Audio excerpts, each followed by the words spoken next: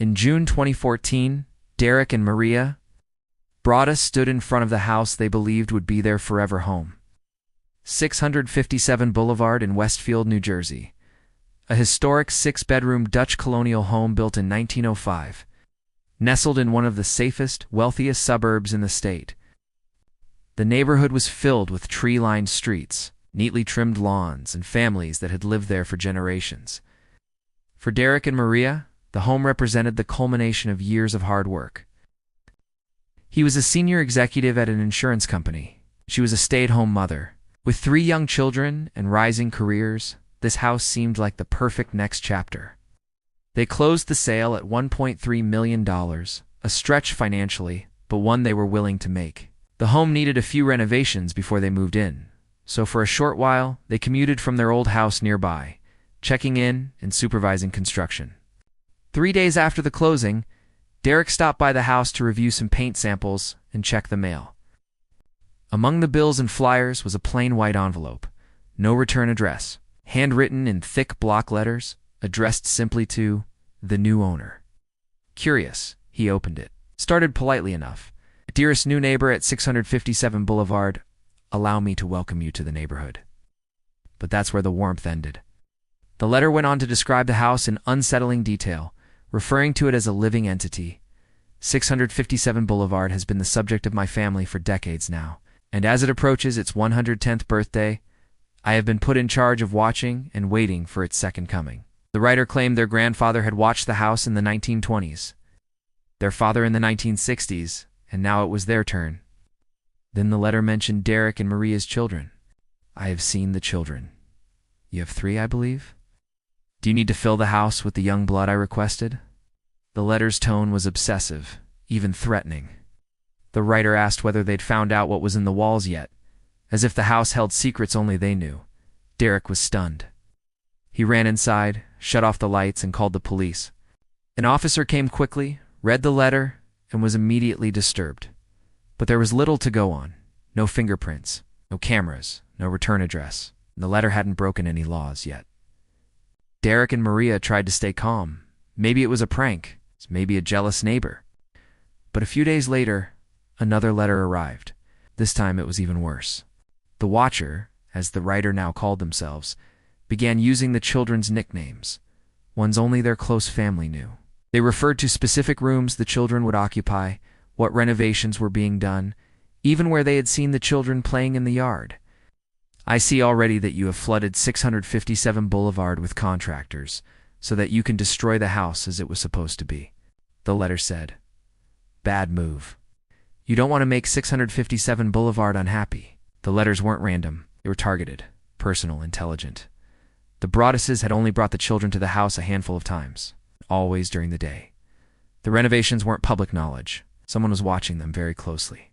Maria stopped bringing the kids to the property. They kept the lights off. They installed cameras, alarms, motion detectors, but it wasn't enough. The feeling of being watched became unbearable. Another letter arrived. "Have they found what is in the walls yet? In time they will. I am pleased to know your names now, and the name of the young blood you have brought me. Who has the bedroom facing the street? I'll know as soon as you move in." They never did. Instead, they began their own investigation. The police were looking into it, yes, but the Broaduses wanted answers faster. They hired private investigators, a former FBI agent, forensic linguist. They began building psychological profiles, mapping out neighbor movements, logging every car, every pedestrian. Suspicion fell on Michael Langford, a man in his 60s, who lived next door with his elderly mother. His house had a clear view of the porch where the children played. He was known to be odd, reclusive, maybe even unstable. The Broaduses insisted he was the one. But police interviews led nowhere. There was no direct evidence. Langford denied everything. The Broaduses weren't satisfied.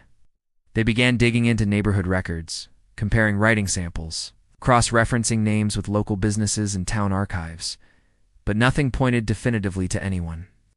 Then, they discovered something disturbing. The previous owners, the Woods family, had received a letter just before selling the house. It was from the Watcher. In the letter, the Watcher simply welcomed them to, and commented that the house had been watched for a long time. The Woods said they threw it away, assuming it was just a crank. They never mentioned it to the Broadduses during the sale. This infuriated Derek and Maria.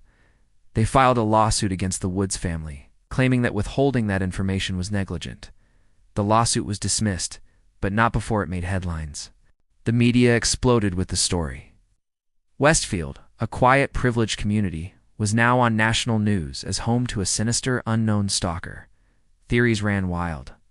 Was it a real threat? A hoax? Could the Broadduses themselves be behind it, trying to get out of a mortgage they regretted? Online sleuths began posting theories. The neighbors turned hostile. People accused Maria and Derek of faking the letters to gain attention or escape their financial mistake.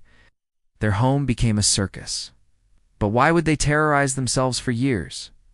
Why destroy their reputations? Why lose hundreds of thousands of dollars and live in fear? Meanwhile, the letters continued. You wonder who the watcher is? Turn around and look at the people you pass every day. Maybe you have already spoken to me. One of the so-called neighbors has watched you from the beginning. At one point, the watcher threatened that something terrible would happen to the children. Maybe a car accident. Or maybe a fire. Or maybe something as simple as a mild illness that never seems to go away. Eventually, unable to move in and unable to sell, the Broadduses tried to demolish the house and split the lot into two. The planning board denied the request. Residents feared it would lower property values. Some neighbors actively protested the change. They were now not only being stalked by a faceless entity, but they were being harassed by their own community. Derek became obsessed. He even sent anonymous letters himself to neighboring homes, hoping someone would slip up in response, but nothing came of it. Eventually, the Broadduses rented out the house, and even then, a letter arrived. This one said, "You are letting the young blood go again. The house is crying for its past." In 2019, they finally sold the house at a significant loss. Since then, no more letters have been publicly reported. No one has been arrested. The watcher has never been identified. The story gained so much attention that in 2022, Netflix released a dramatized series titled The Watcher. But no fictionalized account could quite capture the eerie, slow-burn terror of the real story. To this day, no one knows who sent the letters. Some still believe it was the Broadduses themselves.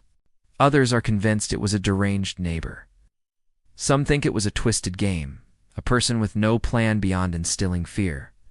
But the truth? Still hiding behind the walls of 657 Boulevard? Or maybe it lives across the street. Or maybe it simply watches, waiting for the next family, the next move, the next letter. Because some houses have history, and some houses have a watcher.